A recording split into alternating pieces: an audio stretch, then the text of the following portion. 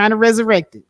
So the topic was, now Rude, you said over there on your channel that black women allow these girls to get abused by their men. You know, I wanted to read something over here on the FBI stats, because it talks about fathers and stepfathers. And it says here that stepchildren are at higher risk for experiencing child sexual assault than children who live with two parents with whom they are biologically related. So that means that stepchildren, stepfathers, stepchildren are at higher risk of experiencing abuse from people who are not their fathers. So if the kids are biologically yours, they are less likely to be abused. But if it's a stepfather or a man in the house, then it more likely is going to be abusing the kids in the house that's not his. Exactly.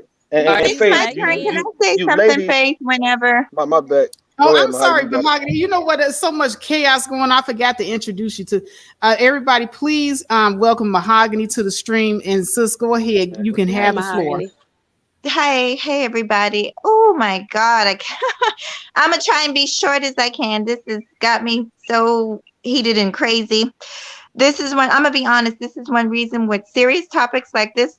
I'm gonna be honest. I choose to hold my own because people have so many different opinions and it just gets confused. And then one person can get up here and say something and then it represents all women, or one man can get up here and say something and then it represents all men, and this is a part of the foolishness. But I'm gonna say this for me someone like I don't know if Bomb Cherry remembers this, but I actually spoke about this for the first time on her channel, talking about my little cousin that was molested. Stats and all that's good to know. All those things are very important, but situations happen, and the point is, Faith, is that as a parent, man or woman, your priority is the child. And so the immediate response should honestly be to get that child to safety, which means is if that child is in a household where there's an abuser anywhere around, then there's got to be a separation between that abuser and that child. So that's the first step. And I also work in pediatrics for many years. That's the first step, period. And then the investigation and stuff happens later on. And abusers come in all races, So I just want to say that. And then also, let me tell the story again. I wish it was just a story, but it's not. Female cousin, 9 years old, but she had been being molested by her own biological father. Nobody would have thought it. I spent the night over there on a regular. Thought her relationship with her dad was a little bit weird, kind of touchy-feely. But I didn't know my father died when I was a baby. So I just thought, it was a little strange. Anyway, it came up to the point he wouldn't stop messing with her. He messed with her until she got pregnant. To this day, he's spending life in prison because my cousin has her child is also her brother. Real talk. If I'm lying, I'm flying. So yeah, these stats are important, but the fact is there's just things that happen. That household, he was on drugs, he was on crack. That was his excuse for he didn't know what he was doing. He knew what he was doing, but he used that as an excuse. And abusers, there's a mental issue going on. You can't make sense of it. You just can't. One more thing I wanted to say about this, y'all. We just had, and I'm not trying to derail it, but this is just so frustrating. We just had 10 people killed in Buffalo, and we're trying to make each other the enemy. We all know that abuse is wrong from both sides, and it's like I feel like honestly, this is why in this space we don't ever get anywhere. We're too busy enjoying fighting with each other. I'm not enjoying it. Okay. Well, that's all I got, Faith. Thank you for letting me up. All right. No problem. Mahogany, and thank you for sharing with us. Bob, do you remember that when I mentioned that when I was on your panel? It was a while ago. I remember it now that you mention it, but that's the story I would want to block out my mind. You know what I'm saying? Yeah. So yeah. Horrific. Yeah. That's why I say when you start seeing these things of you got to ask these questions like this is what it comes to when you pay attention to your child and their behavior, why they start doing certain things, like they start touching themselves a certain way. There was a girl, sadly, she got an infection because somebody was touching her. Why some boys become over hypersexual, like when things are happening to children, they start reacting differently. I know that from my own self, that I like literally they were like, oh, he has a demon, and no, but people were doing things to me, and I did not know how to properly deal with it.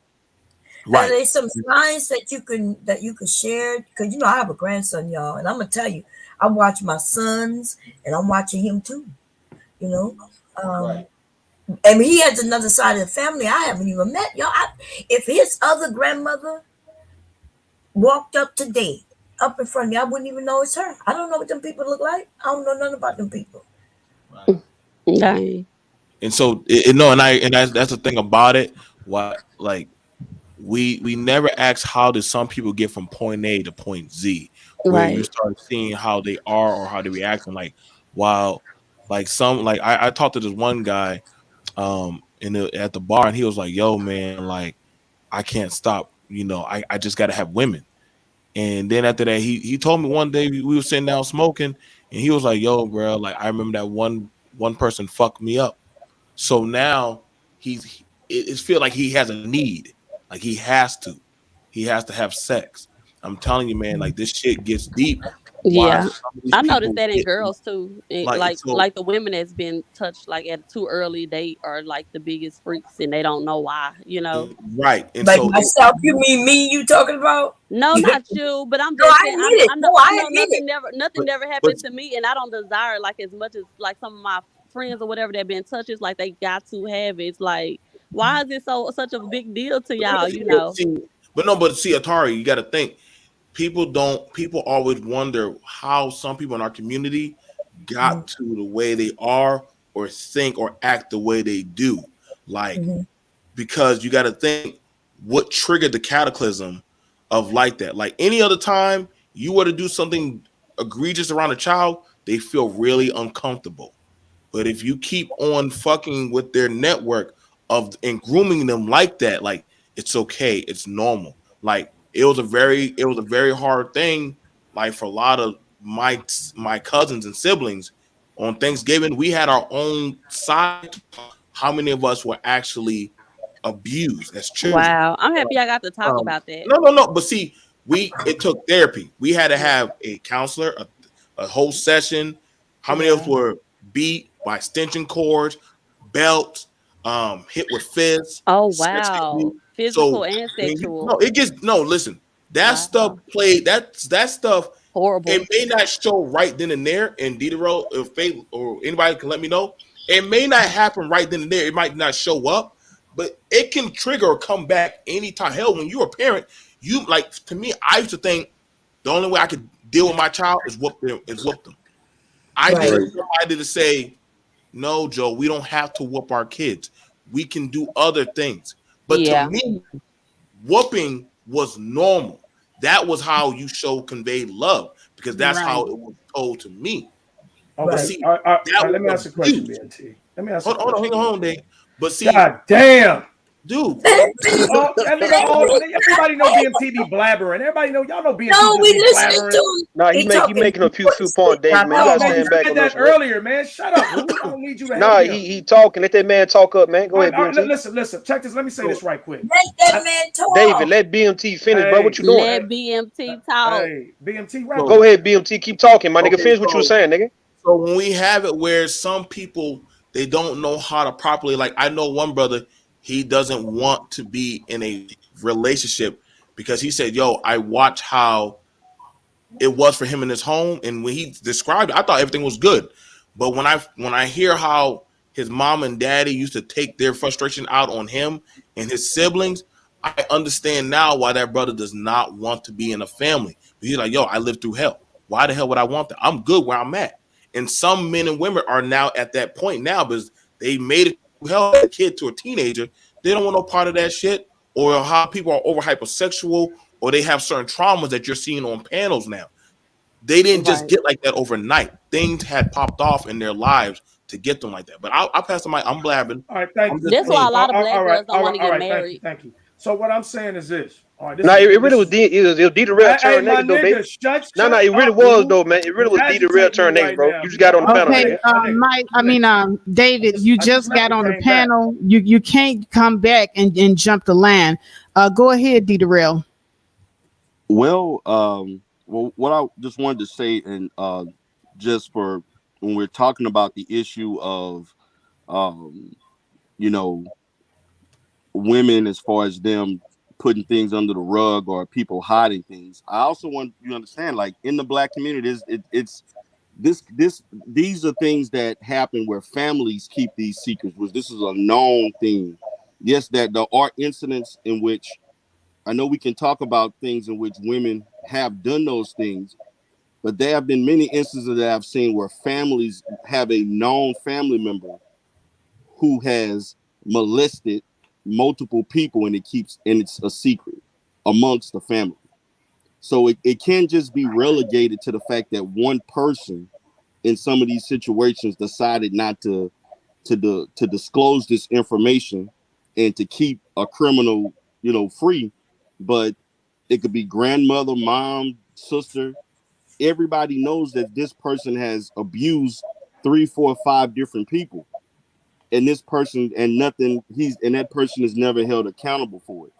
So this kind of speaks to the pathology up in our community. If we're going to talk about this, there's all different scenarios that encompass upon why in the Black community it could be a generational thing where these things are happening. When we talked about, well, when Sister George talked about the fact that, well, little girls are having oral sex and things of that sort, the manner in which she said it, to me, was not necessarily conducive to the conversation at its time, because we're not comparing and contrasting, because nobody's putting the price of a life or experience of a young Black boy over a Black girl or vice versa. It's equal.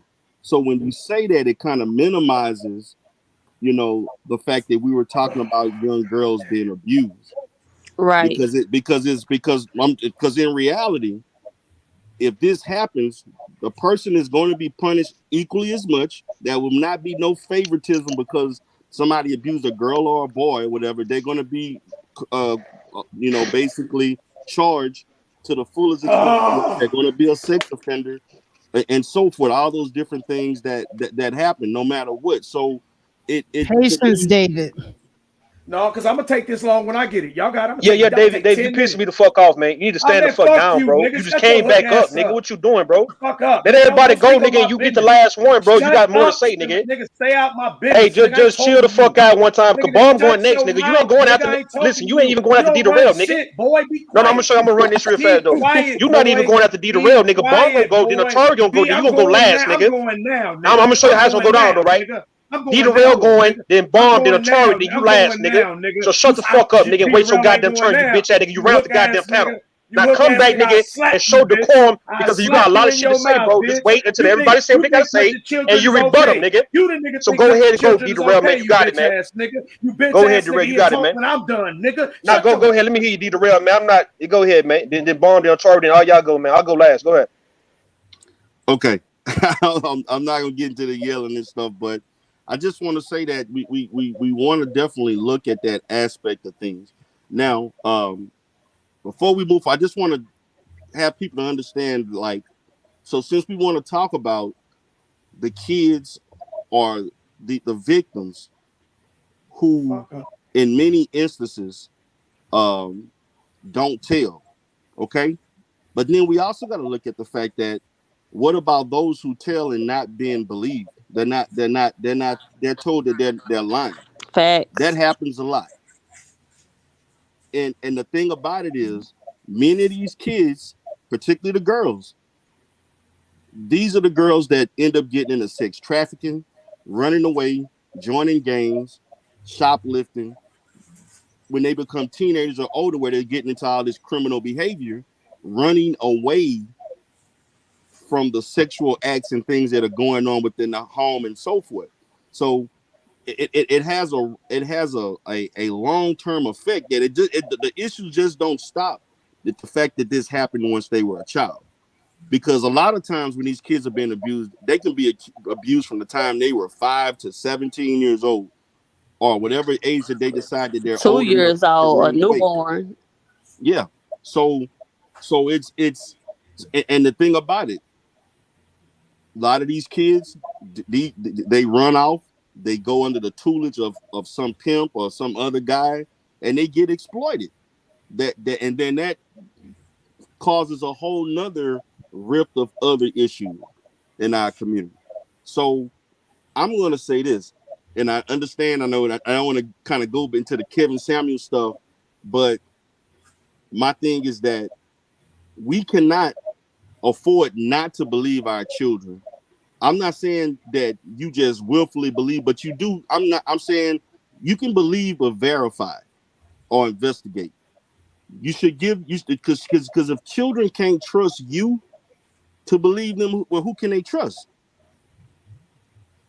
You know, Fact.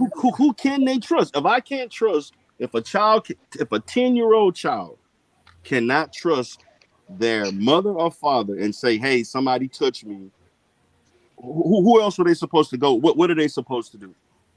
Yep. Kevin It's, Samuels was wrong for that.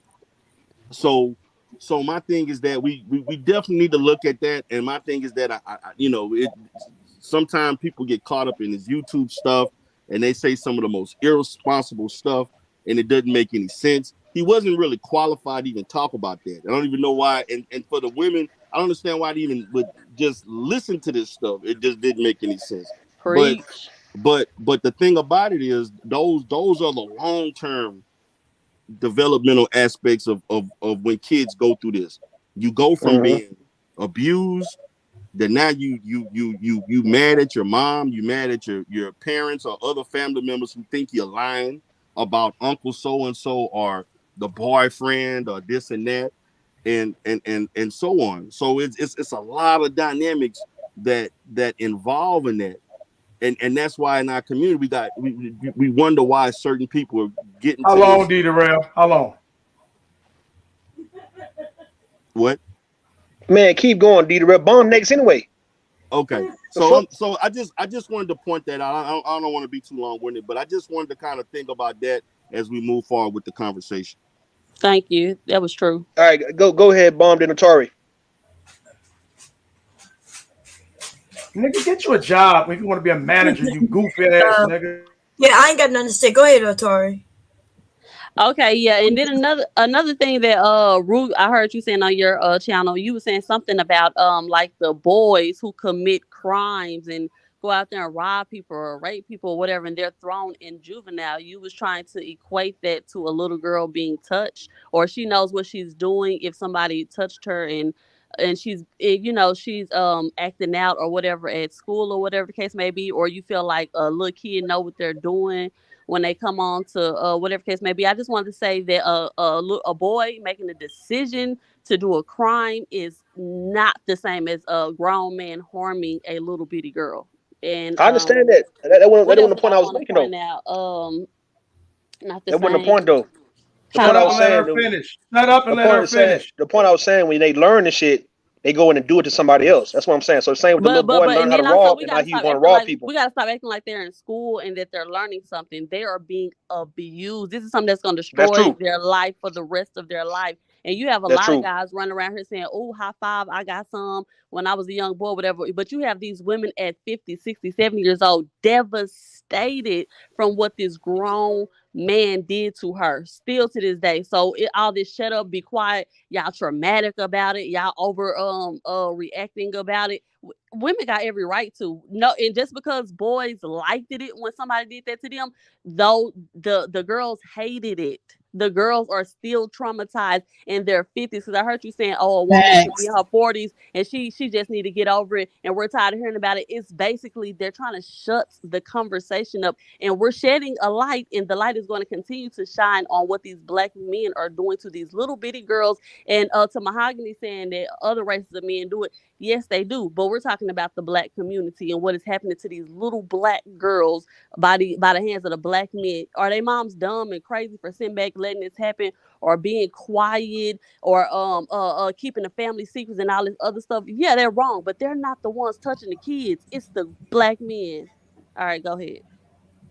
All right, I want to go ahead and introduce a new person on the panel that's been waiting very patiently for their turn, and that is I am.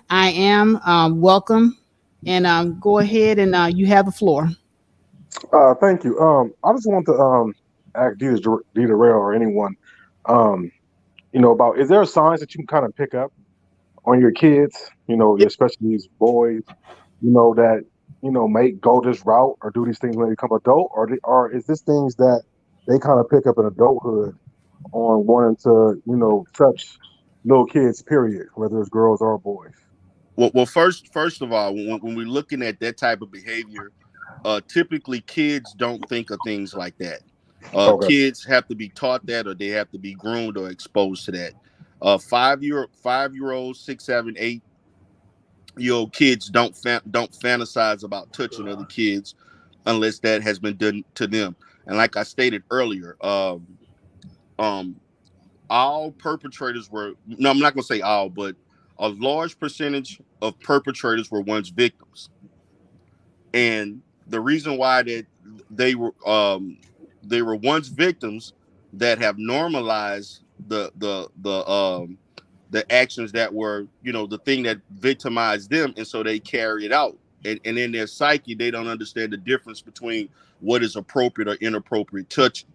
So therefore, and you can do this easily. Like if you want to know whether or not kids may have an issue or not, let them play with other kids, let them play with toys, let them play with like little girls with doll babies.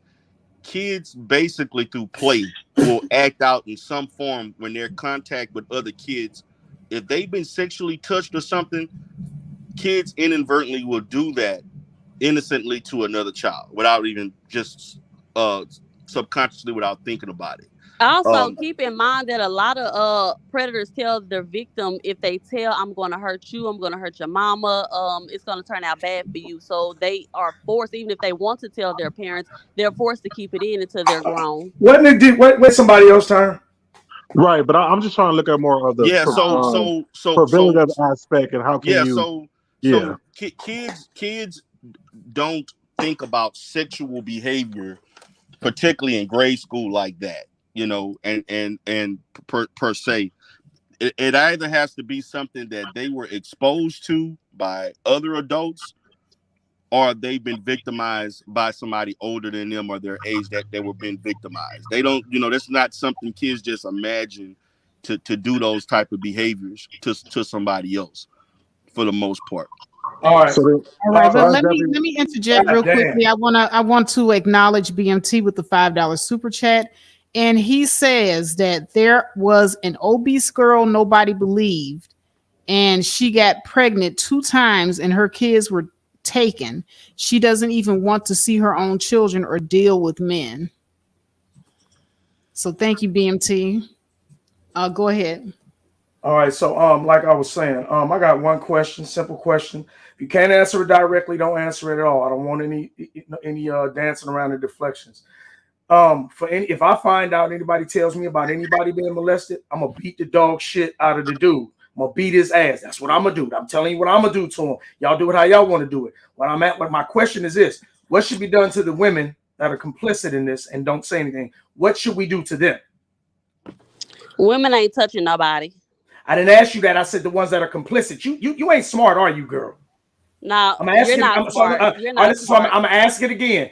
I'm gonna beat the dude ass down who did it. No, so you're not. We don't so believe I'm gonna show. Hey, shut up. You ain't gonna touch I'm gonna show you the difference between me. I've done it. I'm gonna beat they ass. You ain't did nothing. So now I'm gonna ask you, what should we do with the women? See, this is the point. All this is just deflection. All the way to get back. Whatever law that they broke, they should be prosecuted for abetting somebody committing a crime. Hold on, listen. So at the end of the day, we ain't gonna do shit to him. All right, thank you. Y'all got it. No, you're not gonna do nothing to him because you probably doing it. Atari, you too dumb to talk to me. I'm not even going to address you. Okay, we're not gonna sit up here and call people out their names. David, nobody called you out your name though, David. Rude, you suck a dick. Come on. Okay. He's on. Is it okay if I kind of address the I am statement? Yes. So I am so basically I used to be a sexual assault investigator, and some things that I would tell parents is, your child or your children. You know what they normally do and normally don't do. So if there are signs that he or she is acting out in school, grades are slipping, they're withdrawing from activities, they've lost interest in things that they normally do, those are signs that something's there. And you can have a conversation to just educating them on sexual abuse, just depending on their level of understanding. That's how you communicate that information to them. And they have to kind of volunteer something's happening to them, because you don't want to push them too hard and they're being bullied by someone and they're afraid that they might get in trouble because of what someone's telling them. So the main thing is just better safe than sorry. If you think something's happening, just have the conversation and just kind of look for different things, like when you're, you know, room with your child or children, when someone comes in the room, if they like startle or they jump, or when someone touches them, they kind of freak out. Those are kind of like outlets that they can't control because they may be afraid, they may be getting hurt or what have you. And then it could be something like also wetting the bed uncontrollably and they're past bedwetting age, or it could be you know, there's a certain family member that you always used to go over as far as visiting. They don't want to go over there anymore. Yeah, nightmares. There's a whole bunch of different things that you can look at and consider. Dita Rail is a really great source because he's a licensed therapist. He's currently practicing. I'm no longer a sexual assault investigator. Google is your friend. And there's also your local law enforcement. You can actually, whoever, you know, your local law enforcement is, you can actually call them up, and should have either an agency or somewhere where they can direct you, where someone can, you know, perhaps have you enroll in a class that may or may not be free. That way you can be educated and you can just kind of see the signs for yourself and be able to keep your children safe. Okay, I'm done. Okay.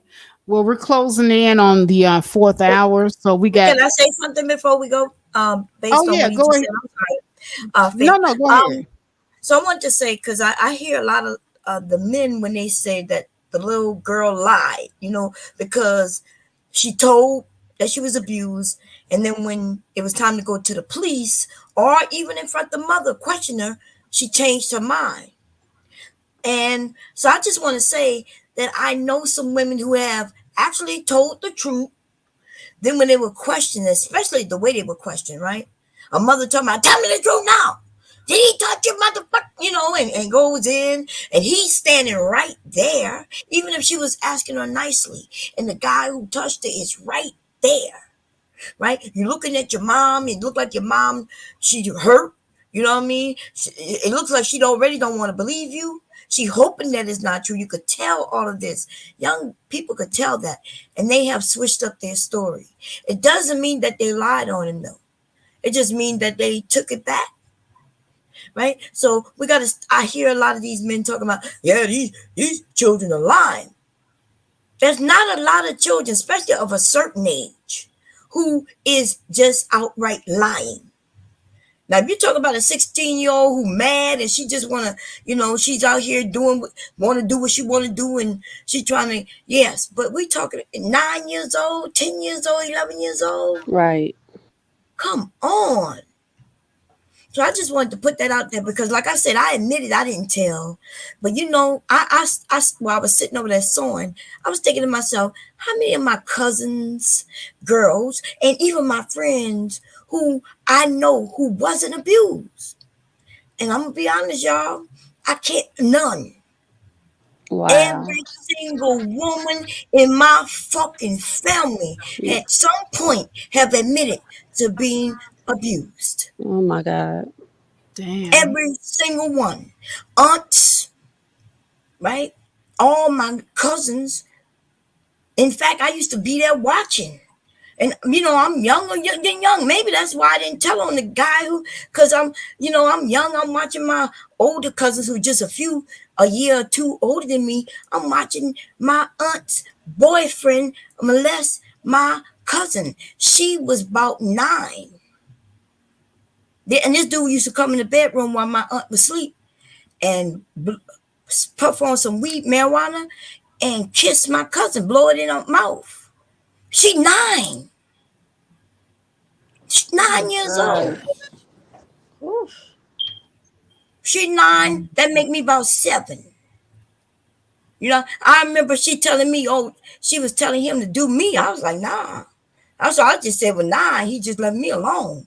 But she was right there. She didn't I don't think she knew she was being molested. I just think she knew that this her stepdaddy. You see what I'm No, saying? she didn't. She didn't know it was wrong. Right. She had no idea because think about it. He's doing it right in front of me. And she telling me all about it like as if it's just something you do. Yep, and they know that the real father ain't coming. Right. The He real not dad nowhere was around the corner. He not fist to check him if he do find out. They know that they can get away with this scot free because they know dad's in the home and they know dad's coming.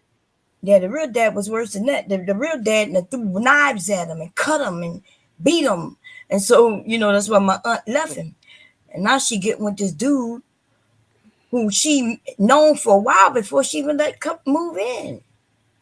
It's sad because she actually moved in with him for help, right? He acted like he's the boyfriend who will help, but it seemed like he was just looking for a woman with girls, yo. Wow.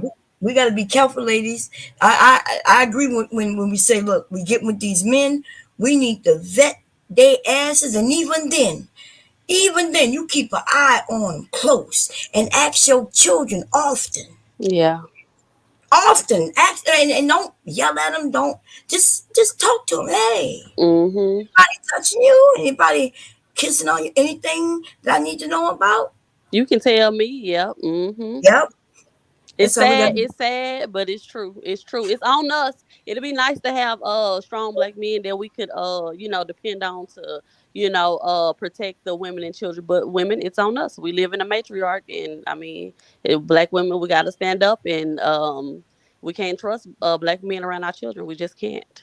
And let me say this also, because I really was protecting my sons. Like I made sure no black women, men, and it wasn't even a black man or woman who messed with my son. Y'all, it was a white woman next door. A white woman. So here I am thinking I'm being very protective. I'm being on it. My kids can't sleep at nobody's house. This white woman wanted my son so badly. She knocked at my fucking door and asked me, can he come over to the birthday party with her children who was his age? And come to find out that day, because they wasn't allowed to go in nobody's house. But because the parent came over and asked, you see what I'm saying? I just thought, okay, well, man, oh man, oh man. Now my son don't think he was abused because he's a man, he's a Right. They man. all say they wasn't abused. Yeah. Right. Yeah. But I know, I think maybe it may not affect him later on, but yeah, I saw a change in him after. Yeah, his innocence was taken from him. Right, by a grown ass woman. You see, at least if he would have got it taken by a young girl, they could have practiced together, learned together. You know what I mean? It would have been on equal footing. But when older people get involved, man, they use that. Think about it. They know something a child don't know. Yeah, it was this one guy talking about when he was 11, he wanted this 27-year-old woman. Mm-hmm. And it was a lot because I was listening to Sister George in the panel, and they were saying that they was so happy that it was with the older experienced woman versus a young girl who don't know anything. That's what Right, the but young then guys were saying. but then they want to get with the young girl. Isn't That that was fucked up? abuse. Hey, to bomb, like whatever happened to that white lady? Did she like get in trouble for that? I know. I went to the police and everything. The police came to my house twice. Like she was stalking my son even after she moved out the neighborhood because she knew I was gonna whip her ass. So she picked up her and her family, moved out in the middle of the night. But then I told y'all one day my son called me and said, "Mom, can you come pick me up?" I said, "Why? Is it raining?" He said, "No." I said, "Then why I gotta come pick you up from the park right there?" He said, "I'm not in the park." I'm like, what? Yeah. That woman had to come, and as soon as her husband went to work, came and pick up my son out of the neighborhood and took him all the way to her house in a whole nother part of, city. And my husband had to go pick him up because the husband showed up early. So she couldn't bring him back. Yeah. So Wow. then he's in high school. See, now was he a senior when that happened, babe? Oh, he not listening. I think by the time she picked him up, he was a junior. But when she first started messing with my son, though, he was 12 years old. 12. Damn. And I remember you telling us that. she sucked him, yep. And she the one who told y'all. My son didn't tell me. He didn't come and tell me. She came and told me because apparently it had gotten out in the neighborhood and all the little boys started going to her, asking her to suck them off. You see, Yeah. that's how young my son was. Wow. All Wow. his friends knew about it because she did it in front of other kids, y'all. Yeah. The white lady, wow. Yeah, oh, she was y'all. Even I, in the beginning, remember I told you I was scared to call the police because it was more involved than I'm telling y'all, right? It was. Remember I told y'all that was she did this in front of little girls, like she was teaching them Wow. how to suck penis. Oh my And God. so here I am. So my Now, you son. know what we need to call her? A ratchet ass bitch. Oh man, let me tell y'all. So my son 12, but there was a 9-year-old girl involved too. So here I am. When I found that out, I'm like, wait a minute, what? Her daughter is the one who told on and said, yeah, my mommy was just teaching us, and she just don't want to go to jail for. And so I told y'all how that story. That shit had my mind blown. So Wow. then when I came to my sister, I want to whip her ass, right?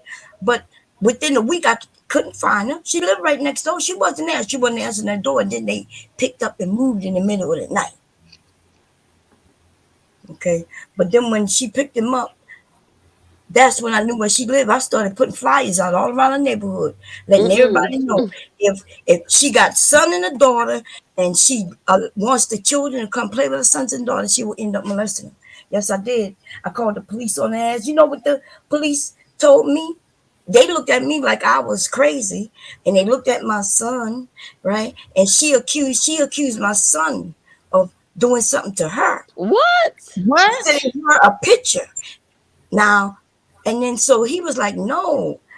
She sent me a text. She was saying, Ooh, you gotta love them white women tears, I tell you. oh, she told That's this that's who police, they really choose. yeah, she told the police that when, because we called. She told the police that no, my son reached out to her because I told him that she moved out and shouldn't be messing with my son, right? So then he took my son's phone and he saw that she sent him nude pictures, but he also shared a penis pic to her too. But I'm like, he's a child, she's a grown ass woman. Yep.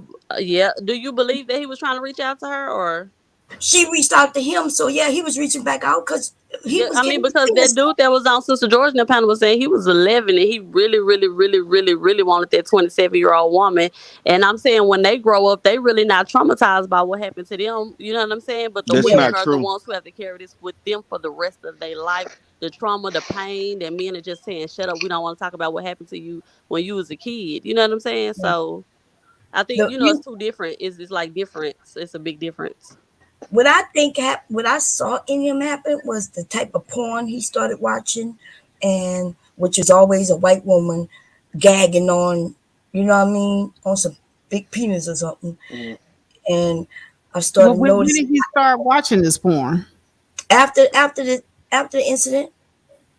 And then so that's what she was a white woman who sucked him off. So now that's his porn. And then I started to think, is he gonna expect all women, black women and all women to do that to him? And so, but he don't think he was, listen, he don't even talk about it. I'm the mother, so maybe, my husband told me, I guess you just kind of swiped it off a little bit and just, and he felt like he didn't get hurt, he not harmed. So Yeah, it's not like wiping it off, bomb. It's just simply we know what we can do. Like even at 15, we can beat a 30-year-old woman ass if we want to. It's like that's the Right. difference. That's the only difference compared to why it look bad for a grown man to be preying on a younger woman or a younger girl, man. That's the only difference. The strength, the physical strength. Other than that, if we was getting handled, we could no, pretty much we was getting beat up by women, and then women could whoop our ass when we was young. We'll be. I guess we'll have to come and report that and say, you know what, we was violated because she took it from us. And a lot of us, and it sounds crazy. I know y'all hear us saying this shit, but it is like a rite of passage. Hold up. It is like a rite of passage because it's just, a fantasy that a lot of young boys we want to fuck grown women. They want to fuck their fine ass teacher, man. They just want to fuck them. Yo, you True. do. If you got a chance True. to actually do it, and if she lets you do it, you're not gonna tell on her. But yeah, a lot of them young boys in high school, they end up getting those women in trouble. They go around, bragging about it, and that's how they, it get But out they're like that. young, right? And They're young. Yeah, That's why yeah, they're telling. But let me tell you what could have happened if I wouldn't have stopped it, if I wasn't concerned. yeah. That young man who Fate showed earlier, that teacher was messing with that man, that young boy, right? And then she ended up getting pregnant for him. Damn, Without yeah. I'm not sure. I know they got married. They recently got married, but other teachers have gotten pregnant. And when they get pregnant, now you end up being a daddy at a young age. Yo, And that's the part. right, that's what That's the part. That's the part right there. A lot of it really, really throw off a lot of young men because a lot of us, when we first started ejaculating, it feel like we have to go and pee, and we don't know what the hell's going on. When we bust that first nut or the first few nuts, you don't know like what the hell am I doing? Am I peeing inside of her? And come to find out you ejaculating until you get older and you realize that feeling. So like that catch a lot of them young men who probably was virgins at 14, 15, fucking with a grown ass woman.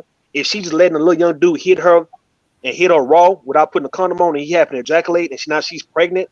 Yeah, that's the part that's right there is fucked up right there. It's her getting pregnant, her doing wrong, but yeah, she's getting pregnant at the same time. right. That's her fault. She entrapped him. Not Yeah, my yeah, yeah. son would have been responsible for a baby before he even knew anything about what's going on because of this older woman who didn't even protect her goddamn self. Man. And so that's fucked up. But yeah, my son don't think nothing. He don't think nothing of it. But I was trying to get the police. Chantel wants to know where's the outrage about this woman raping young men. I guess Chantel just got here. And this is not my first time hearing this story neither. And she asked me that before, even though I keep saying I was pissed off. I keep saying that I called the police. I keep saying that, you know what I mean? I keep right, but you the want women me to can go be and more murder upset than her? the men. Like Huh? if the men are saying I liked it, it felt good to me, you know what I'm saying? How are we gonna be more upset than the men? How are we gonna be more Exactly. outraged than the men? I keep saying my son don't think that he was abused. So what am I supposed to do? Like if he would have So said where's the yeah, outrage for the girls, for the little girls being touched? that's what That's I what I'm want. saying. I mean, look, when it comes to that, right? I mean, I'm gonna tell you the reason why there's no outrage coming from men because the fact that we feel like that's a rite of passage, and yet we're not dismissing what you women go through. But it's like, okay, that's y'all thing. We got our own thing. That's how I look at it. Like, It okay, feels y'all like go through that. it's dismissive. But hold on, Rue. When you say that a 16-year-old girl know what she doing, it is kind Yeah. of dismissing it. When I talked about a 16-year-old girl, and I was mentioning her messing with a 21-year-old or 22-year-old, like a lot of them high school girls were. And that's just what it is, right? So I'm not speaking on a little prepubescent 10-year-old, 9-year-old doing that. I'm talking about somebody who's very much in high school. And that was the point I was making to the ladies that when we was in high school, all the girls was fucking with grown men. They was fucking with 19, 20-year-olds. They wasn't fucking with us. Okay, but do you think that that's right? I know I'm not saying it's right. What I'm saying that's this type of shit was going on, and people knew about it, and no one did anything about that. So like we did look at it from listen. The fact that the girls would come to school bragging, just about all of them bragging about them having some 19, 20-year-old boyfriend, and they was 16, 17 years old. But That that's was the taking same place in high as school. the boys bragging about getting their penis sucked by a white chick. Oh, you know, okay, these kids do not know that they are being manipulated. True. That they are being abused. That's the reason why we as the adults need to step in, like Bomb stepped in for her son. Right. That's true, but people don't know. I mean, the children don't know. But people at those ages though, we are 16, 17, and we trying to fight for our independence from being a kid, right? Like a lot of people 16, 17 really want to show that they actually are grown and they doing grown shit, right? And they know what the fuck they doing. That's what I'm saying. So when they dealing with people around their age, I'm not talking about some grown ass man praying. You keep saying they know what they doing. This Faith, and the I'm same way how they know how to drive a car. Y'all Faith, think y'all know, but no, the same way how a they 16-year-old but they can don't drive. know. Faith, but listen what I'm saying. The same way a 15, 16-year-old can drive a car. That's what I mean by knowing what you're doing. You are aware of what the hell you're doing. If you can drive, if you can go to work at 16, you know what you're doing if you're not engaging in. Hold on a second. I know a little boy that can drive a car at 13. What that mean? All right, then we're not talking about 13. We're talking about high schoolers. We're talking about high school kids. But but we're talking about a 10-year-old. Girls don't know what 16-year-old girls don't know what they're doing. They listen just because she might be dating, she might say she got a boyfriend. That don't mean she's sleeping with him, and she don't. That's true. At least we teach our kids how to drive. Who taught her to have sex with this This Right. 21-year-old. Why That's is what he I'm saying. 21 I don't know. But You're right, I but will they say doing it. that there's a big difference from somebody taking something from a little girl and from Yeah, her, being like, okay, he got this I agree. car, he got this, you know what I'm saying? It's a real big difference. Well, And goddamn, that's what the point I'm the making though. problem that's really happening is that these little girls are being violated. Like Sister George was saying that the girl was on the bus at 10 years old doing that, and we all knew We're in our not talking about brains that violation. she not some type of predator. She ain't that little girl ain't somebody who just wanted to do that or was born knowing how to do that. Something happened to her. Right. All right, so we're not talking about ladies. We're not talking about a little 10-year-old being violated. We ain't talking about a 16-year-old being violated. We talking about a 16-year-old who's letting it be known that her boyfriend is 19, 20 years old. That's what we talking about like that. We talking about She's those girls. letting Like, it be known, unbeknownst to her, little teenage man, because she's naive and silly. Unbeknownst to her, she's letting it be known that this grown ass man is dibbling dabbling where he shouldn't be. Right. Right. it's So not, And if no, you use no, that, So, it's Rue, do you rebelling agree? on Do it. you agree that the guy that's over 18 that's messing with the minor, even though she wants to talk to him because his car or whatever, do yeah. you agree that that he should say no, wait until you become of age? Do you It, agree with that? initially, he do, yeah. If he know what's best for him, he need to, right? But the No, ones who ain't that don't, morally the right thing to do oh, versus you going based on morals. We're not going based on morals. We talking about what No, takes place, right? So I'm asking moralistically, you based on morals. Do you think that he should moralistic, I say said, yeah, he should tell her, okay, look, wait till you okay. turn 18. I'm gonna fuck with you. Wait till you get out of high school. But that might not be the case, right? So she might be 17 on the way out of she might be a senior in high school, but 17, you might be 19 or 20. Hell, I'm trying to see like where he just let up on her because she's 17 or she's about to be But 18 he and let alone. should. Yeah, he should, but he's not going if he don't do it. We talking about if he don't do it. Not Right, should. right. Shoulda, coulda, Because woulda. they don't even let up on the little children who don't even want it. So of course he's not gonna let Okay, up on there. her. Exactly. That's facts on that, right? So we talking about just Right. really And that's I'm the just looking reason at why it. I have a problem with the language. They know what they doing because we want to adultify and treat these teenagers as if they are adults when they are not. A teenager is not an adult. And that is the mindset that we need to put into the black community going forward because the black But would that community change anything? like to Faith, I hear what you're adultify saying. these young people. And it No, no, changes we hear you what you're to saying though, but how you we'll no. Based on what we said on this panel, right? Would that stop high school kids right now from doing what they want to do? Like, would that stop it? I'm confused. Like, would it no, stop but it? if You it's mean not, you mean if like we with can each Well, stop it, the other? it should adults from stop the messing with the grown high men school from kids. You from mean messing like with Right. the with each kids. other? With each other? Yeah, talking about like high school dealing with high school kids or Okay, high school dealing with somebody out let's of high put it school. like this, Rude. The same way that you black men, like David Johnson down there, like to shame women for what we are not, what we supposed to do and what we not supposed to do. Why can't we shame these adults for what they You supposed to can. do when it comes to these kids? And what No, no, no, about Yeah. the no, no. young girls? Faith, Wait a Faith. minute. No, Remember, no. young girls get pregnant at a young age, and y'all call them baby mamas and tell them she But in can a y'all box. hold up? Are y'all can y'all acknowledge that I am agreeing with you ladies about a No, grown we man agree. shouldn't be hold on, He he shouldn't shouldn't. be praying, Yes. he shouldn't be going to high schools and shit praying on no young ass girl like that. I'm talking Facts. about the ones who are actually doing it and they steady doing it and they're doing it all over the world, all over the country, right? And it's been We going need on to whip since we was in high their ass. school. We need to whip Right. That's their all I'm ass. We saying. need to stop the generational curse. That's what I'm saying. Just because Oh, it's been going on, don't mean it should continue to go on.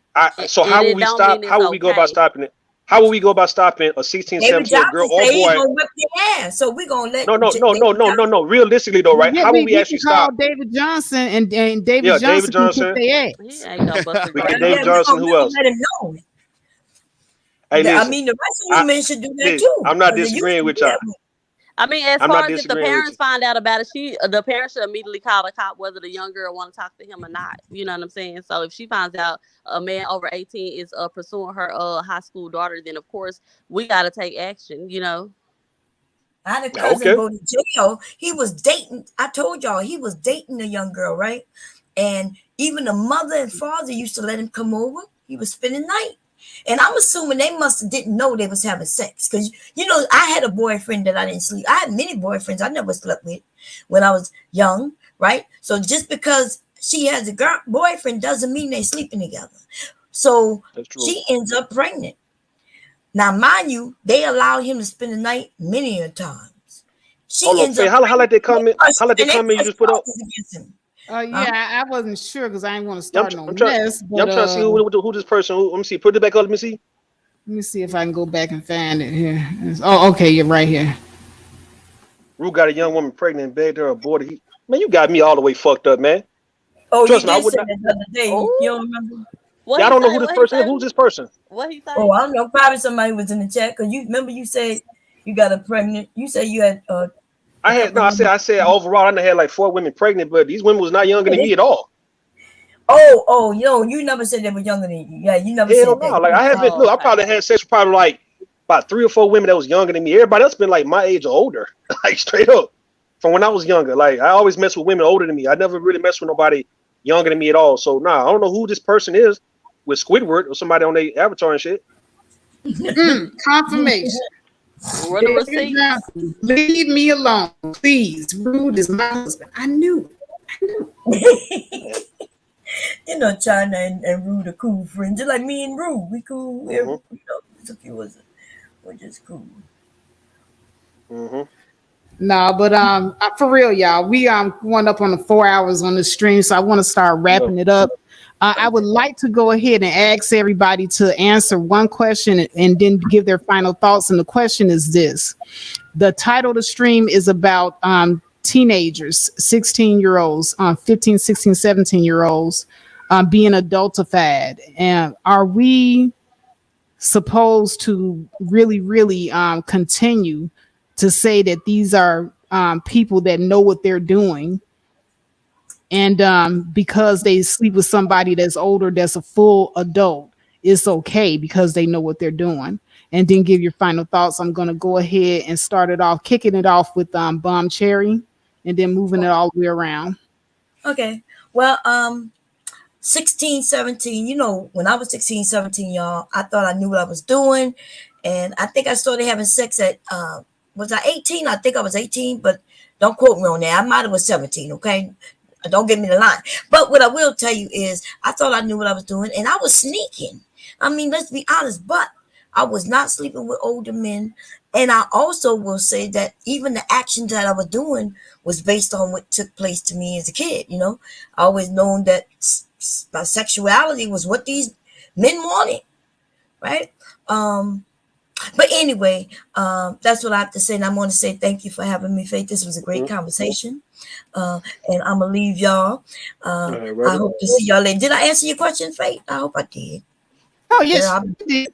Okay, I be rambling. You know, you never know what I be talking about. Anyway, thank you for having me. See y'all later, everybody. All right. Thank you for Yeah, I'll coming. go Please next. come again.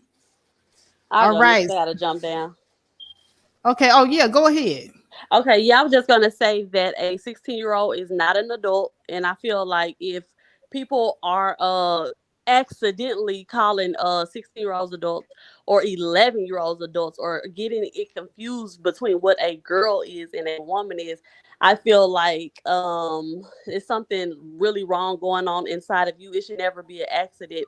You are still a child until you reach the age of 18, and no man should have access to any no grown man should have access to any girl under 18, and that's just what the law says. And women, it's up to y'all to enforce these things. I want y'all to take a good listen at what Ruth said. Do not trust these black men around your children. If something happens to them at this point, it is your fault because they are telling you this out of their own mouths. Okay, so it's no vetting, it's no none of that stuff. Keep these men away from your children.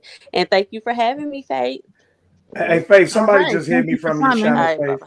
Faith, somebody just hit me from your channel. Can Thank you God. unhide me, Faith? God. Can you unhide me, Faith? Okay. Thank you. Thank you, Faith. Bye-bye. All Thank you right. for having me, Faith. Bye-bye. Now let Bye me bye. say this real fast, and I'm gonna get off here, all right? So this is based on what Atari said before she left, all right? I'm only reiterating exactly what black women, what they've been saying about black men for the longest, all right? So look, if this is how you feel about black men, then you definitely shouldn't have no faith in black men to where you allow them to come around your children, all right? Now in the case of a 16, 17-year-old girl messing with an adult, now I did the live stream about this yesterday, and I asked men, and I pretty much told everybody how I feel about that, that if my daughter, who's 11 right now, when she becomes 16, 17 years old, I won't put it past her that she might be one of those girls who may be talking to men who are out of high school. Not 25 and 26-year-olds, but a boy might be 18, 19, 20 years old. And would I actually do anything about it? The only thing I would do about it is sit down and talk to both of them and let both of them know exactly about the legal ramifications of what they're doing that's considered to be statutory rape. But I would never try to get that boy locked up if I know that my daughter was taking an interest in him. Now, as much as she's considered to be a child, all right, she can be a child, but I'm gonna view her at that point as somebody who knows what she's doing for why she chose to not deal with somebody 15, 16 years old, but now all of a sudden now you talking to somebody 18, 19. And this could be somebody who probably went to your high school and now y'all just continue to talk after he graduated. But I would not want to get him locked up unless he's actually harassing and stalking and really trying to do harm to my daughter. Now, I can tell him also that he can sit back and wait. If she's 17, you can wait till she turn 18, man. But to go to the extreme of trying to pretend like I don't understand what goes on. When I was in high school, that's what was taking place. It's going on right now. And if it happened even to my daughter, I would give the little boy a chance to actually make a decision on what he want to do, because if it's out of my hands, it's out of my hands. At least I gave him a warning. Now, if he continued to pursue my daughter, if other people tend to get in their business because of that, well, he understood what I was telling him as a father. But I'm not going to get him locked up because he happened to be 19 and my daughter's 17 years old. That's not going to happen. I just don't feel that way. Now, you guys might disagree, cool, but I think that people need to be more realistic when it comes down to what goes on with their children when they are very much in high school. And that's pretty much it, right? So you guys, y'all have a good day. Appreciate it. It was a much needed conversation. I'm glad we had this discussion. Faith, I'll holler at you, all right? D-Darrell, all right? All right, bro. All right. Peace. Right, peace. Thank you for coming. All right. Last but not least, Mr. D-Darrell with the conscious clientele. Well, Faith, first I want to say thank you for having me on. I came in late. I was tied up with some things, but I managed to come in really when things was kind of heating up. And seeing, as you was doing the intro of just kind of setting the foundation of the panel today and so on. But I want to say this, 15, 16, 17-year-olds, they not adults. They're not mature enough to make these decisions. They may look, just because they may look and they seem developed, don't mean that they mentally are able to make adult decisions. They're not. And what ends up happening in a lot of those situations, particularly a 17, 16-year-old dating somebody 21, 22. I know for a fact, growing up in the 90s, being in high school, I seen a lot of these girls that were dating, a lot of the girls that I knew that dated older guys, and their parents, I grew up in a rural Louisiana. A lot of parents knew that their children were dating guys that were like 19, 20, 21 years old, and they didn't say anything about it. Most of them turned up pregnant. Mm-hmm. They turned up pregnant. It was not, see, people think it was not 15, 16-year-olds getting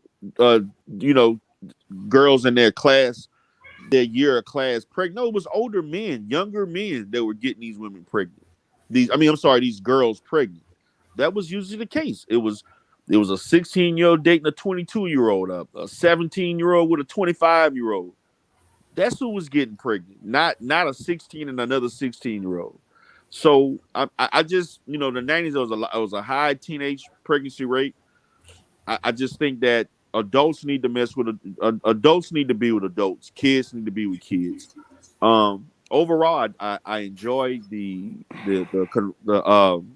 conversation. I enjoyed just hearing a variety of things that people had to say. A lot of people had a lot of alternative mindsets and opinions, things that they felt. But I'm going to say this: dealing with abuse, and regardless of it's a male or female kid or whatever, they're not looking at that any different. You're going to be penalized. You're going to be prosecuted just as such. I know it kind of reflects back on the previous, situation that happened where that was trying to make a differentiation between that, but it's not. And if you do those things, you should be prosecuted. You should be punished. So, and also for those, I just would say for everybody, like the statistics, you dropped a lot of statistics. I talked about some things. Do your own research.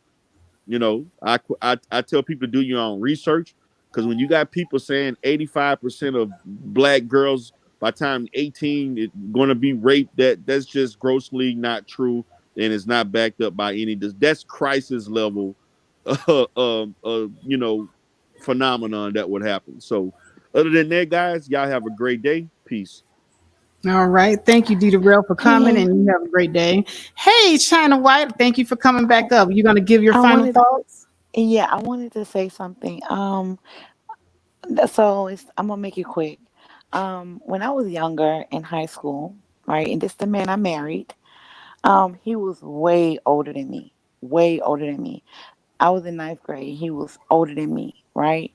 And when people say that, because one of the things I heard too was, young girls are out there doing it, and young girls, no. A lot of times we be introduced, like we be introduced. It's like, if, because I was brought up with my mother and my father, and then I had a stepfather. My stepfather treated us like his children. So I was very protected. But when I got to high school, a lot of like the boys was into it. I know some of the girls that was into it, but it was like pressure. It was a lot of peer pressure, and someone like he introduced me. That was my first, and I ended up marrying him because my mama didn't want me with him. So what I did was, when I got, like, soon as I got 19, I married him. And that's what really stopped her from like pursuing him. You know what I mean? To like actually press charges on him, because he was way older than me. And this is the thing, like, what a lot of people don't understand is that when you get older, because a lot of people say, well, you was fast. No, I wasn't fast. I was pursued by older men. And I held him accountable to that shit to this day. You got me fucked up. I tell this nigga, we ain't together right now, but that was my husband, my first relationship ever. The man that I lost my virginity to, and I had my girls with, and we still make money together. But he know for a fact that I don't. I look at him like, hold on, I was basically groomed because I was a young girl. Now, even though I'm a grown woman, I loved you. We was married, but when I look back at it in hindsight, I was a child. And my daughters are 13. I cannot imagine my daughter 14 years old and dealing with a much older man. I'm gonna have a motherfucking problem with that. I'm gonna have a problem with that. Just like my mama had a problem with me.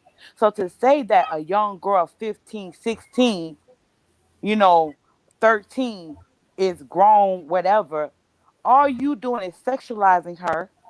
And I have a motherfucking problem with that. Because we are not in our right mind. A lot of times when you are a child, somebody is introducing that shit to you. I used to watch fucking Disney movies. I play outside with my bike. I was a young girl. So to say that a lot of girls, are doing this shit, who the fuck is introducing these young girls to this shit? That's my thing. Don't sexualize her because she could be 5'2" or 5'3" with big breasts, wide hips, and because you look at her and you lust for her, motherfucker, you're the predator. You should get your ass kicked.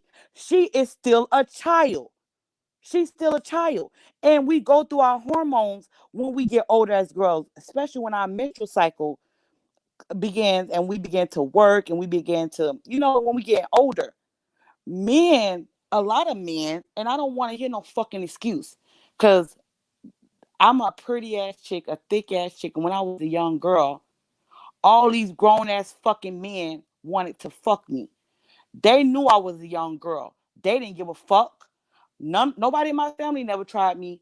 They used to protect me because I was a very pretty girl. But grown men, oh hell yeah, they didn't give a fuck.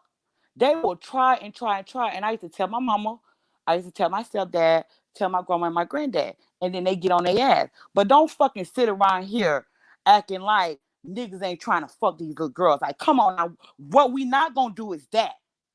Because soon as we grow breasts, soon as we grow hips, you got motherfuckers stopping the car. You tell a dude, oh, I'm 14, I'm 13, I'm 12. Niggas still don't give a fuck. They still do not care. So I don't want to hear that bullshit. Because when it comes to young girls, especially when we're 13, 12, we begin to have our menstrual cycle and we begin to develop. A lot of times, it don't even be the men in the house. It be your fucking neighbors. It be your fucking friends. It be us walking to the park with our friends. It be the niggas at the gas station. It be the niggas at the grocery store. It be the niggas at the movies. Niggas at the park. Grown fucking niggas at the park smoking while your kids over there playing. You turn your back for a minute and then you got two niggas staring at your fucking daughter like she's something to eat on. Don't fucking play with me. Now y'all can talk about all them goddamn statistics. I lived that shit. Grown old ass fucking men didn't give a fuck. So I don't want to hear that shit. When I sit back here and niggas saying, oh, you know, she hot, or people saying, oh, she's fat. No, a lot of times we be thinking about playing at the park. And when somebody try to put that shit on your brain, you really feel victimized. As a child, you feel like somebody stole something from you. Because one moment you thinking about, you know, like cartoon movies, like Disney movies, and then the next minute somebody's telling you something disturbing. Next thing you know, you're not thinking the same way as a child. You feel guilty, you feel bad, and then you got a grown-ass motherfucking man coming on to you. Like, come on, get the fuck out of here. So when you hear women talking about those stories, that shit is fucking real. And it's not just one man, it be a lot of fucking niggas. A lot of times a bitch can't even go outside her house. It be fucking niggas throwing themselves at a young girl. And I seen it growing up. I seen a lot of that shit growing up. And a lot of times it don't even be the family. It be people out there. When you let your kids go to a party, when you let your kids go to the candy lady, when you let your kids go outside to play, it be a grown-ass motherfucking man or pull up and try to holler at your fucking child. And if your child is, very innocent, not used to that type of stuff, when somebody tell your child that shit makes the child feel guilty. And then the child start thinking of shit. What if the child is in school? What if another child introduced the child to something? What if your child sitting on the bus and then somebody touched between her legs and grabbing her breast? Or a group of people telling her, oh, you can do this, you can do that. Like, come on, kids are being sexualized. At the end of the day, I seen that shit. So I hate people that's not sensitive to the topic, because when you're not sensitive, and I'm gonna tell you what it do, it takes that person right back to when it happened to them. And you don't understand that because you stroking your ego, you and your feelings, you want to be right, but you don't really understand the people that you're triggering. And that's the fucked up part. Because we can be sensitive as fuck to this topic. You do not have to argue and blame and do the gender war bullshit. You think none of the women on this that got on this panel today know it ain't shit ass mothers out there? You think we don't fucking know that? You think we socialize with bitches like that? No, we don't. We call them bitches out. We see them. So stop trying to make it seem like it's a gender war. Stop making it seem like, a lot of mothers that who gonna group up with a bitch that's gonna leave her kids in a house full of niggas while she go to the club? Like, get the fuck out of here. So when you get on the panel and then you start, like, you get into your feelings trying to prove that you're right, you fucked up. And that's the problem I have. And I was trying to say that. Like, why are you trying to trigger people? Why are you trying to make this a fight or an argument? And it's real people that dealt with real things. You don't know who's listening. So when you have these topics, you got to be respectful and responsible as a fucking adult. Because a lot of people, that shit take them back. It's a girl on this fucking platform was molested, brother was molested, and she's still having problems to this fucking day. She could be in a fucking cloud, but you don't give a fuck because you want to have a fucking gender war. And that shit's fucking disgusting to me. Let me get off this panel, girl. I gotta go. I'm just triggered as fuck. Girl, thank you so much for coming, China White. And she went off. Did China go off? All things Nata Jean said, preach, girl. She said, preach. We done had church just now. We done just had church. So now, did you get my damages payment, Faith, baby? First of all, let me say how you doing, baby. I didn't get to speak to you because we were so passionate. How you doing, baby? You know I love you. You know we always go back and forth since O'Shea's. I love you, baby. Did you get my damages package? Did you get my damages package? Damages package. Yeah, I sent you damages. All right, well, check your Cash App. I sent you a damages packet for me tearing up at the bar. I paid for the damages. Okay, let me say this. I'm gonna make mine short and brief. Okay, yeah, thank you. You're welcome, baby. You know I love you. You know me and you always been good, baby. We go back. We don't agree, but you know I really do love the women. I only get out of line with the women who get out of line with me, and that's it. So let me say this. I needed to be said, so we end on a good note. It's great. I end the show up. The most powerful speaker. It only makes sense. I should end it on. I'm gonna say this again. I'm gonna beat a nigga ass if I find out. If anybody tell me, I'm begging, please, I'll be begging. Please tell me if a nigga's touching you. Please tell me if you know anybody touching, nobody won't do nothing. Come get me. I'm gonna beat the nigga ass. The question I'm gonna ask again is, what are the women willing to do? Because I'm gonna say this again. In my opinion, I think that I'm willing to risk my life on the line to beat a nigga ass who touched the kid, because I can get hurt for that. I'm willing to risk my freedom to beat a nigga ass for touching the kid, because I'm willing to do that for that. So what I'm asking the women, for the women who may be complicit in these acts, will y'all beat that bitch asses too? How about we make this a team sport? I beat the nigga's ass who did it, you beat the woman's ass who sat complicit in it, and let's see who really wants to put an end to children getting touched. Because like I'm gonna say this again, I was angry because one thing about me, if anybody knows me, I don't lie about nothing, and I'm gonna say this again, I don't play with kids getting touched. I done been in jail. None of my family members, nobody I known has ever brought that to me, because they know I'm gonna fuck somebody up. But I ran across niggas who got him in jail for it, and we beat their ass, and I'm not afraid or ashamed to say it, and I'm not scared to me messing. I forget. I had a brain fart. I'm not scared at the end of the day to self-incriminate myself by saying that I whoop your ass. So I'm serious on that. All I'm asking is, are the women willing to go that level? If we really want to stop it, are the women willing to go that far? I am. On that note, Faith, thank you for having me. It was a great topic. Later, babe. All right. Let me start my camera up. That was exhausting. But I have Candace up here. Hold on, let me go back to, I forgot. I had somebody up here. Hello, Miss Candace. Hey, Faith Factor. So yeah, my name is Candace, and I run a channel called Black Women Aware, and I have been like in and out of the conversation because I've been busy researching and trying to get a hold of other like parents of missing and murdered Black women. But I just wanted to say this. Not only have I experienced being preyed on as a child, but I have actually worked with predators. Okay. And I know firsthand, like it sometimes irritates me when people say, oh, well, you should blame the parent or the guardian as well as the predator, because a lot of people are not aware that predators groom caregivers as well. That means if you're the parent, if you're the babysitter, whatever you are and whoever you are, if you're standing in the way of this predator trying to get near this child, they will groom and manipulate you too. And they start in slow. They start in by watching X-rated movies. And if you don't say anything about that, they go on to the next step and the next step and the next step. Okay. Pedophiles are very, very manipulative. They're very, very slick. They're slick as oil. You have to watch and question everything that they do. But also, the next thing I wanted to say, because I know you've been on here for a long time and I don't want to hold you, but I was raped at 15 years old. I was raped by 3 Black boys with high school age. Okay. I was not aware of, like, I was aware that what they were doing to me was wrong.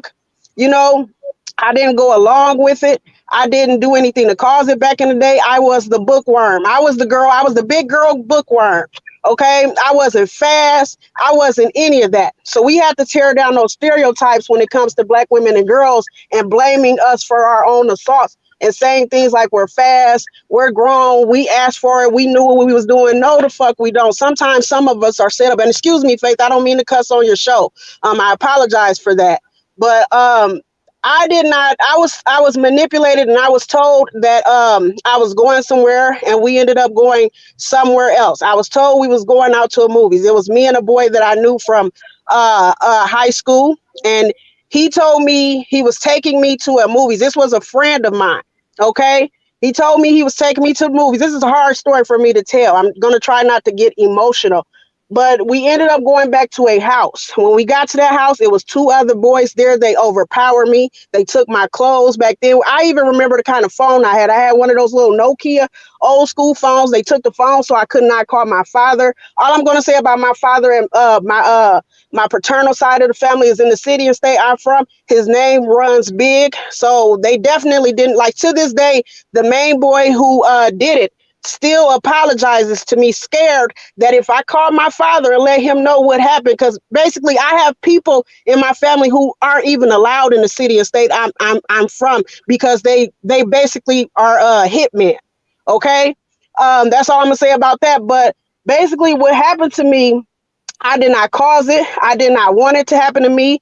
It was a traumatic situation, and just listening to somebody say, "Oh well, girls knew what they're doing. They know what they're doing." No, that's not true for all of us. Some of us really were preyed on. Some of us were not out here acting fast. I still to this day wear glasses. Still to this day read books. Still to this day very quiet. I was not the girl out there with the hoop earrings and the lip gloss and all of that. That's just a stereotype, and we really need to break that down. But that's all I really wanted to say is you have to watch predators and people who are attracted to young kids. They don't only groom the kids, they groom the adults too, because they know that the adults are that shield, and the adult is what's keeping them away from that child. Okay, so that's all I really wanted to say. Y'all have yourselves a good evening. I'm a get down. I'm gonna get off of here. Okay, well, I appreciate you for coming, Candace, and please don't be a stranger and come again. Okay, thank you. Oh, all right, CK. Hold on, I'm back. Okay, yeah, this is the end. So we're gonna. Hold on a second. Y'all just every time I think it's the end, here comes somebody. Random room man. Did you have any final thoughts? Hey, sis Faith, can you hear me? Yes, we can. Okay, yeah, first of all, this was a great show and discussion. I have been in and out, but I wanted to come up and piggyback off of what Candy said, and I'll be really brief. When she said that predators will also groom the caretaker, be it a parent or a guardian, a teacher, or whatever. And I wanted to piggyback on that and confirm that because we had a situation to happen in my area. It's been a very popular story, a trending story about this young lady, Lauren, 16 years old, who was killed by her father, who was assaulted, who was sexually assaulted and killed by her mother's long-term boyfriend of 5 years. The man was 60 years old. She was 16. Oh He my had God. been in her life since she was 11 years old, right? And people were wondering, like, how did this happen? How could it, how could it not be known or whatever? And I've been trying to tell people that this man had to first prey upon her mother in order to get to her daughters first. She did Mm. not know. See, predators also, they have a lot of times when it comes to being covert, they can be very patient, very diligent in their praying. So they can be grooming their caretaker while praying and preparing to pray on the children right up under your nose and just being very devious about it, being very covert. It's not like they're walking around with a sign saying, "Look at me. Hey, I'm going to take advantage of you. Hey, I'm going to take advantage of your children." No, it is very covert. He waited for the perfect opportune time. after they had been in each other's life for what would be considered a reasonable and a safe amount of time for them to feel safe.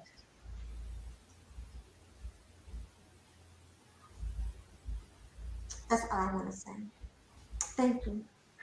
Well, thank you for coming up, Rain Roomman, and sharing that with us. I appreciate that. And please do come again. All right. That's it. I'm shutting it down, y'all. Shutting it down, shutting it down, shutting it down. We are going to end it the way that we started. CK, are you there? Did you hang in there with me? There you go. There go my brother, CK. Yeah, I'm here. Whew. This was a great discussion and a hell of a live stream. Did you want to go, or did you want me to go first with the final thoughts? Well, it's your show. I'll go. I'll go first. You can go. Have the last word. So, just kind of agreeing with what Rain and Woman just said. Grooming the caretaker, target, and audience using the but, what if games, fast talking, and grandstanding, and that also dilutes these conversations. There are too many people pushing agendas like don't have these black men around your children, or children are going to do what they want to do, and then using the what if game, and he or she knows what they're doing. So adults being sexually attracted to post-puberty teens is not natural sexual orientation and should not be separate from child abuse. Parents get groomed just like the targets, and this is all these videos that started with Sister George dodging the fact that she supports Kevin Samuels and he turns around and supports predatory behavior. It's aphibophilia. And it's when an adult is mostly or only sexually attracted to post-puberty teenagers, usually those in the age range of 15 and 19 years old. Adults with this attraction are called aphibophilia. Aphibophiles. We hear people being against child abuse and predatory behavior. Then they say, but, and some crazy stuff comes out that signals that they are passive or actively supporting cradle robbing. Saying things like, well, what if he's 20 and she's 15? It's a 5-year difference. What if he's 18 and she's 15?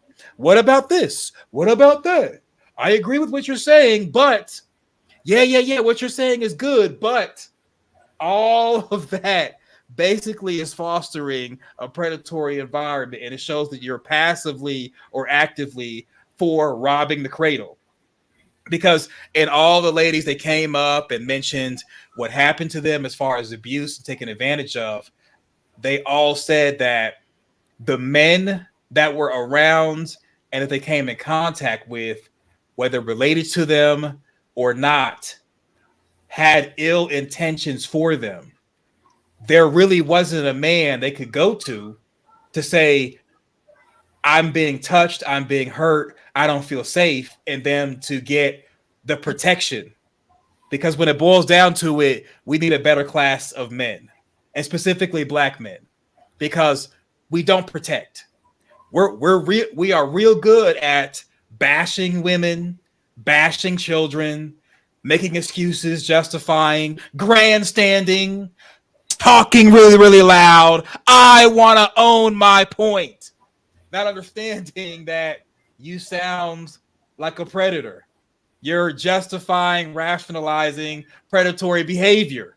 Now we have to give you the side eye whenever you come around because you're showing your hands. And even though I hate to say this, I think it's best for all women and men to not trust any men and make him earn your trust. So when it comes to your children, ask questions, educate on what abuse is. And like Faith said on Rudamp's panel earlier, a couple hours ago, that you have to be gangster with your children and you can't throw your hands up. You can't just give up. You can't accept defeat. If you really need encouragement, watch the movie Lean on Me.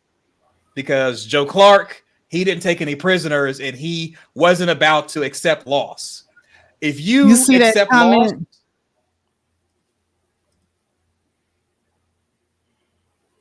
well, okay, I'll read it. Well, my dad got my mom pregnant with my brother in 1974. He just turned 18. She was 14. She blamed herself because she pressed up on him. Look, it. Here's my response to that. This whole she pressed up on him. It's like this. Children can be silly. They can be goofy. They can sit on your lap, wanting to be, playful, like sitting on Santa's lap. They could brush up against you, being playful, being childlike. The adult needs to be an adult. Men need to be men. We need to stop having a sorry ass class of men, specifically black men, who are just sorry motherfuckers. Predatory behavior, you all sicken me. You disgust me. The fact that you're even allowing a child, even in conversation and thinking that a child can somewhat seduce an adult. You guys are rapists and child rapists. You guys rape women and children. Just come out and just say it. That's really what it is. You guys are no good rapists, you're felons, you're criminals, you're bottom of the barrel, low vibration, dirtbags. You should not be respected, and you are. The ladies in this space respect you. I don't. I normally don't entertain this bullshit, and I don't entertain you, but I only tolerate you and your thought process and your thinking and your what if games and your bullshit, because when it boils down to it, I see you for what you are, which are predators. You all should be taken out back, shot in the head, and that should be the end of it. But these women are going to entertain you. In addition to having a better class of black men, we need to have a better class of women, because we shouldn't be entertaining these jokes on panels and giving them a mic and a platform to spew their nonsense and all their rhetoric. Shame on you for supporting these guys and being friends with them, and shame on you men for not holding yourselves accountable. When it boils down to it, men are the ones who are usually predators. And if you say, well, what about this woman? What about that woman? Like Rudep and a lot of other people said, at age 14, you can overpower those women. So when it boils down to it, we need a better class of men to clean up the filth and the toxicity and dysfunction and swamp of the black community, so you can stop being an embarrassment, because you embarrass everyone, including yourself. There's so many videos going around, people saying, oh, point out the person who abused his child and beat their ass. Glendon Cameron still making videos. Glendon Cameron makes videos. You all are on here yelling at us, grandstanding, asking these questions, fast talking. Go find Glendon Cameron. There's plenty of people on YouTube and social media that's talking about hurting teddy bears. Yet you want to come here and you want to spew your nonsense, detract from the conversation, and dilute something that's perfectly great as far as a teaching tool that we can use in the future. That's why no one respects you. Collectively, black men are not respected because of everything that took place on this panel. The going back and forth, talking over each other, trying to own arguments, but not trying to own property or assets. You're an embarrassment. So going back to what I was saying, as far as my final thoughts, we hear people being against child abuse and predatory behavior, then they say but, and some crazy stuff that signals that you are passive or actively supporting cradle robbery. Just come out and just say it. I want adults to be with children. There's a whole movement for that. There's a TED Talk dedicated to it. That's what you guys are about, and just say it. Just come out and just say it, instead of trying to, be COVID, to be, try to be secret and stealth with it. Slip in conversation here or there. Just be out in the open, and we'll respect you for what you are. People are still going to support you. People are still going to come to your channels. People are still going to donate to you. People are still going to entertain your chat rooms. People are going to support. The women are going to still support you guys, even though you're flat out predators, rapists, and the whole 9 yards. I would appreciate it, and we would appreciate it if you would just be open and honest with who you are and what you are, as opposed to being fake, phony, and having the mask on your face. You know, I liked it. I was and am okay with it. You can't control kids. We need a better class of men so that what really happens is men telling other men and girls to wait to date these young people. We respect children, but not childhood. Just like China White said, I can't believe I'm quoting her. Just like China White said, it is almost every man and they don't give a fuck. Okay, I'm done. Whew. All right. Hold on a second. Let me go ahead. Baby. CK went off. Okay, I'm gonna go into my solo mode thing. Man, I don't even know how to follow that up. I mean, shit, that was a class act, y'all. Class act. Absolutely. What Black Womansphere said, the Womansphere podcast said that was good. That was better than good, man. That deserved a standing ovation from everybody. I want everybody to give me the hand clapping icon after that because he deserved it. That was great. That was great. Awesome, CK. But now I need to sum it up. Y'all, because this is a very sensitive subject. It's serious. You know, we should not normalize dysfunction anymore. If you were a woman and you met your husband when you was 14, 15, 16, some people even met him when he was 13. I'm not saying that some sexual abuse victims don't later on, when they're at the age of consent, marry or get into serious relationships with their partners. A lot of that happened in the Black community. That does not negate the fact that the abuse happened. Like China White said earlier, she gave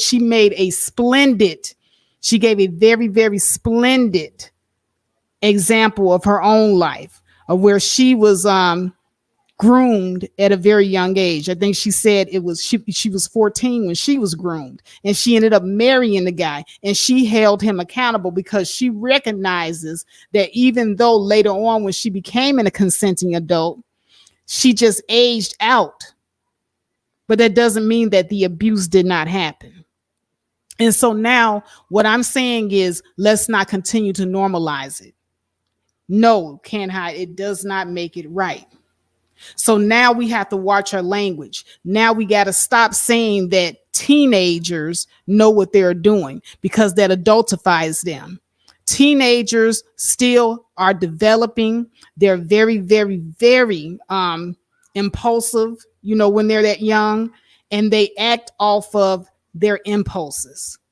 So it's up to the adults to guide them and steer them the right way until they come of age, where they are self-actualized, where the frontal lobe is, you know, completely developed and they can make those adult decisions.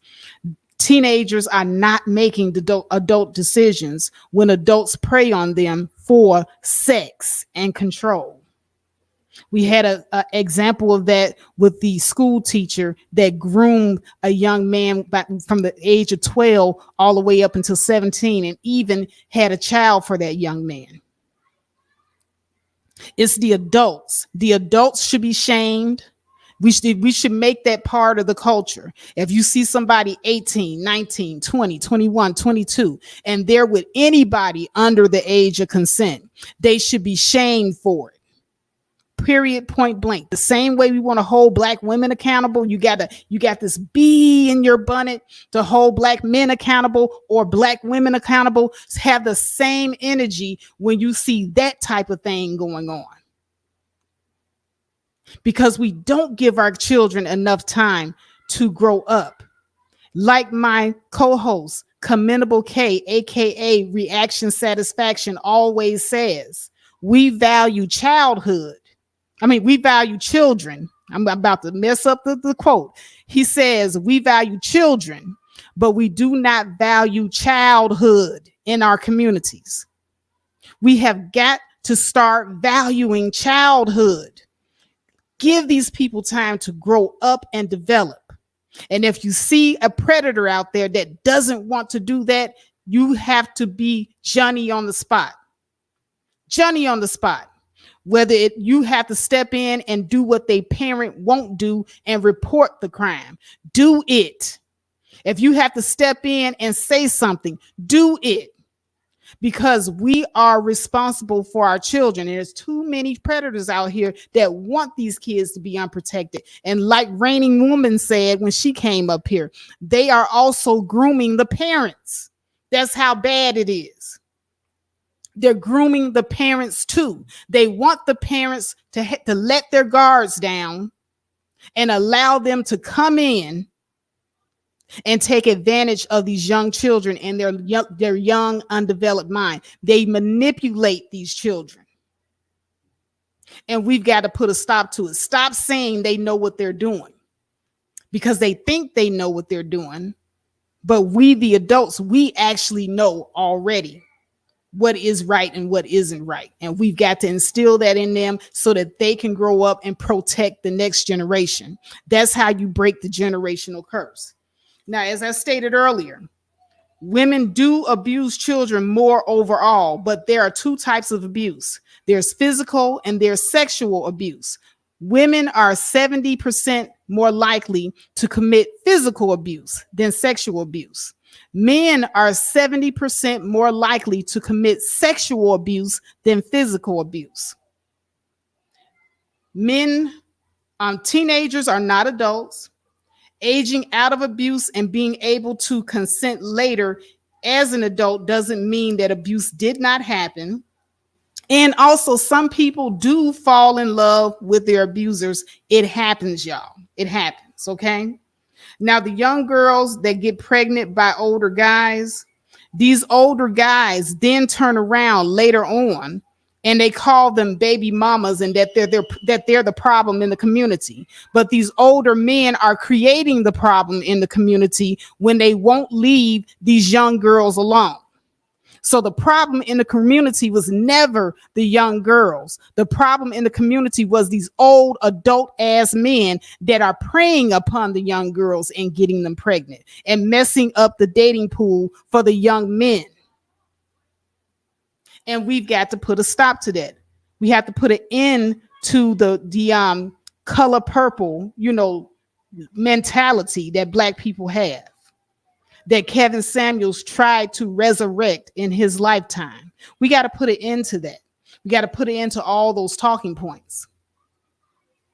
The fact that boys who were abused can grow up into men and they still don't view what happened to them when they were boys as abuse speaks to how differently boys and girls view abuse. And so we have to also look at that psychologically too. Just because you don't think you were abused doesn't mean that you weren't abused. And it is a poisonous mindset because these boys grow up to be over-sexualized, hyper-sexualized, and they grow up into the type of men that can only think with their, their member. And so when they're only thinking like that, then they grow up to have the same mindset as the older men preying on the young girls. And so then we have a circle of abuse happening over and over again because the boys are only thinking about their pleasure, but they're not thinking about the fact that sex is an intimate thing that should be shared with somebody that you care a great deal about. It should be something that is shared with someone that is special. And you make sex a thing that isn't special anymore when you're running around here just throwing your body out there to any and everybody. You're not respecting your body. You're not respecting the sperm that comes out of your body. And we know this because a lot of Black men don't like to use protection. And this is the reason why so many of them have all these different numbers of baby mamas running around here. So many of them get caught up in child support court because they have no discipline. And the no discipline starts with being sexualized early. So it all circles back to being sexualized early. Now, you don't think that it affected you, but look how I just explained how it did affect you. because you're thinking your whole thought process is thrown off because you've never been able to be disciplined because that was taken away from you when you were a child. Now, I wanted to, just for shits and giggles, share something with you guys, but this is a throwback. And this speaks to back in the day. Hold on a second if I can see. I probably need to throw my glasses on real quick, but I don't have them. Oh, here we go, right here. Yes, I got a throwback for you guys. I got a special treat. Do you guys remember Luke and Laura? From, I forget what soap opera it was, but remember when Luke graped Laura in that soap opera? He graped her, and Laura, you know, later on, we all know how that happened, right? Laura ended up marrying Luke, didn't she? So I just wanted to play a snippet from this soap opera because you remember when Luke graped Laura at the disco. It was after the disco dance, and he grabbed her and he asked her to dance, and he graped her. And Laura felt the way about it. But later on, they ended up actually getting together. But she went through a whole thing behind that grape. Yeah, it was General Hospital, Aries Queen. Thank you. So without further ado, I'm going to roll.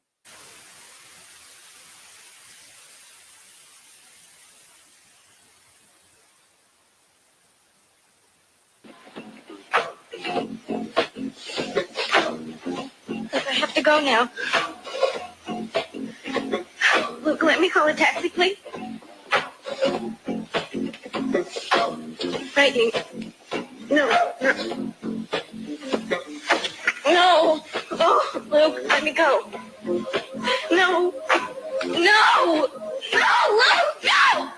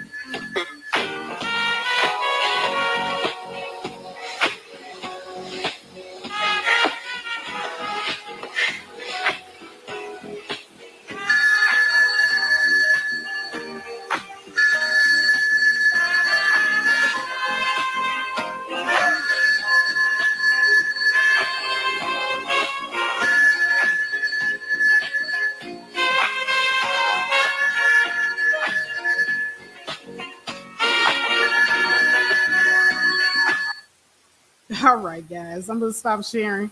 All right, so that was Luke and Laura back in, I believe it was the 70s. I forget when that came out, but whoa, that was so long ago. That was so long ago.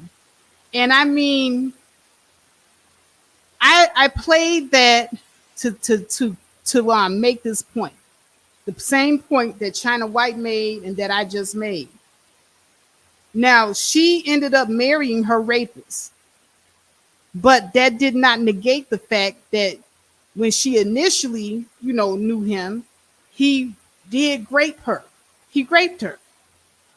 So now that she's married to him, does that make the grape less wrong just because she ended up marrying him? No. The grape was still wrong. It was still wrong, and he needed to go to jail. He needed to be held accountable. So, you know, there are rare instances where stuff like that does happen, but just because someone turns around and they may fall in love with their abuser or their attacker doesn't take away from the fact that the abuse and the attack was absolutely wrong. And with that, I think that's it.